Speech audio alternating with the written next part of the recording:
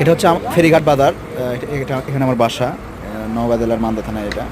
আর এই যে দোকানটা দেখছেন, এই দোকানটাতে আমরা অনেক বেশি সময় কাটাই। মানে আমরা বলতে আমি, যে রকি ভাই, রিয়াল ভাই, এটা রিয়াল ভাইয়ের দোকান। মানে বাসায় থাকলে আমি এখানে বেশি সময় কাটাই, আর এই পথটা দিয়ে আমার বাসায় দিতে হয়। মানে ওখানে অনেক স্মৃতি আমার। এই যে পাশের যে চেয়ারটা দেখছেন, এইখানে আমি বসে থাকি। মানে এখানে আমি বসি, আর রিয়াল ভাই এটা এদের দোকানদারি করছে, পিছনে রকি ভাই। মামা কিছু বলো।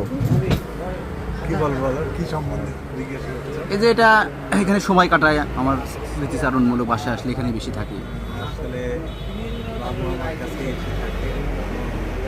সে অনেক বুদ্ধিমান এবং বুদ্ধিদীপ্ত একটা ছিল। তার কাছে আমিও শিখি, আমার কাছ থেকেও সে শিখে, এবং তার ভালো লাগে আর কি আমার কাছে বসে থাকতে। বা আমার আমার এই ক্যাম্প, এটা একটা আসলে ক্যাম্প টাইপের হয়ে গেছে। সবাই আসে, ভালো লাগে বলেই আসে। কি এটাই তো নাকি? তোমাদের তো ভালো লাগে বলেই আসো, তাই না? ঠিক আছে। তো সবাইকে ধন্যবাদ, পাশেই থাকবেন।